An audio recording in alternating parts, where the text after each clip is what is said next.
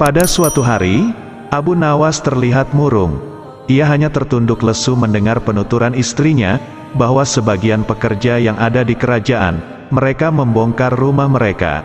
Demikian itu atas dasar isyarat Raja Harun ar-Rasyid yang bermimpi menemukan emas di bawah rumah-rumah mereka. Namun sekian lama, mereka telah menggali dan merusak rumah mereka, tidak ada emas apapun atau perhiasan apapun di dalamnya. Mereka pun kecewa. Di balik kekecewaan mereka, namun raja tidak merasa salah dan tidak mengganti kerugian para pekerjanya. Mendengar demikian, Abu Nawas jengkel dan mencari cara untuk membalas raja. Sekian hari Abu Nawas berpikir keras untuk mendapatkan ide untuk membalas sang raja. Ia terus memutar otak bagaimana caranya agar raja itu sadar akan kesalahannya. Karena galaunya, Abu Nawas dikasih makan pun tidak ia makan. Sampai makanannya basi dan dihinggapi lalat-lalat yang cukup banyak. Maka dari sini Abu Nawas mendapatkan ide. Abu Nawas kegirangan dan bersorak-sorai setelah mendapatkan ide brilian untuk membalas raja. Abu Nawas meminta istrinya untuk mengambilkan kain dan besi. Maka ketika kedua barang itu sudah di tangannya, kain itu langsung untuk menutupi makanan yang dihinggapi lalat sangat banyak itu. Dan tidak lama kemudian ia menghadap raja sambil membawa makanan yang dibungkus dalam kain dan juga membawa besi. Ketika sampai di depan istana, Abu Nawas izin kepada raja, "Wahai Paduka, saya izin ke sini untuk melaporkan adanya makhluk yang masuk ke rumah saya tanpa izin. Saya ingin mendapatkan wejangan dari Paduka," kata Abu Nawas. "Siapa gerangan yang masuk tanpa izin itu dan apa yang kau inginkan atas kejadian itu?" tanya raja. "Yang masuk tanpa izin itu adalah lalat-lalat yang banyak dan saya ingin raja memberikan izin secara tertulis agar saya diberikan izin supaya memukuli lalat-lalat itu," kata Abu Nawas. Maka raja pun memberikan izin untuk Abu Nawas. Seketika kemudian Abu Nawas membuka makanan yang ditutup dengan kain. Ketika dibuka, lalat-lalat itu berterbangan kemana-mana, termasuk ke barang-barang berharga istana. Ketika lalat-lalat itu hinggap, Abu Nawas dengan bebas memukuli lalat-lalat itu. Melihat demikian raja pun tidak bisa berbuat apa-apa. Raja merasa salah atas apa yang dilakukannya memberikan izin kepada Abu Nawas. Tidak ada henti-hentinya, tidak ada kapok-kapoknya, Baginda selalu memanggil Abu Nawas untuk dijebak, dengan berbagai pertanyaan atau tugas yang aneh-aneh. Hari ini Abu Nawas juga dipanggil ke istana. Setelah tiba di istana, Baginda Raja menyambut Abu Nawas dengan sebuah senyuman. "Akhir-akhir ini aku sering mendapat gangguan perut," kata tabib pribadiku. "Aku kena serangan angin," kata Baginda Raja memulai pembicaraan. "Ampun tuanku, apa yang bisa hamba lakukan hingga hamba dipanggil?" tanya Abu Nawas.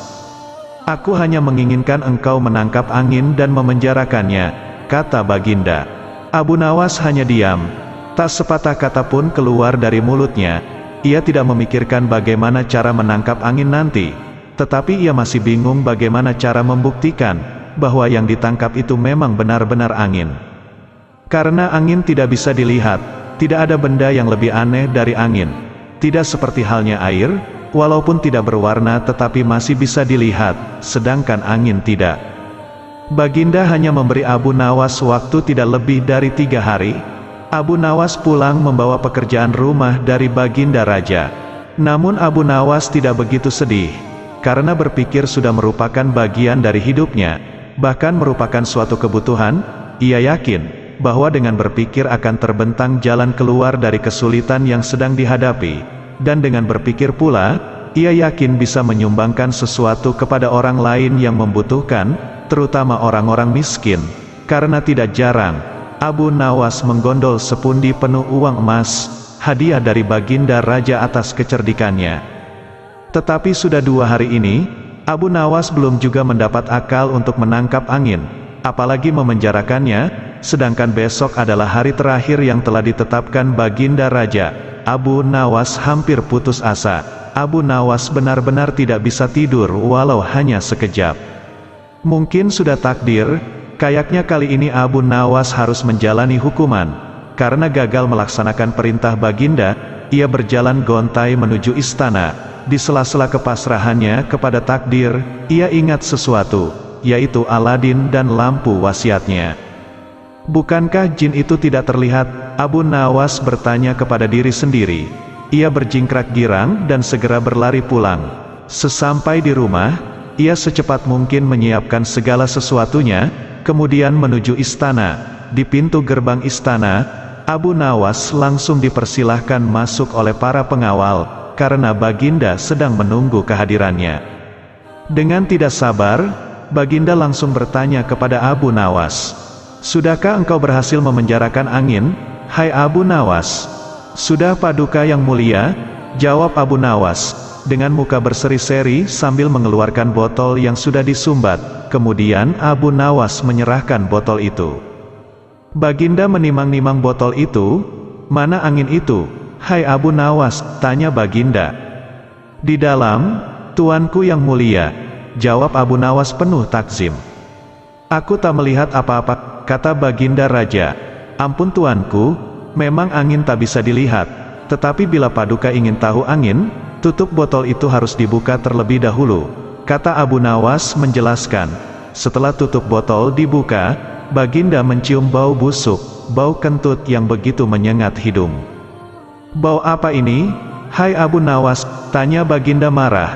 "Ampun Tuanku yang mulia, tadi hamba buang angin dan hamba masukkan ke dalam botol. Karena hamba takut angin yang hamba buang itu keluar, maka hamba memenjarakannya dengan cara menyumbat mulut botol," kata Abu Nawas ketakutan. Tetapi Baginda tidak jadi marah, karena penjelasan Abu Nawas memang masuk akal, dan untuk kesekian kali, Abu Nawas selamat.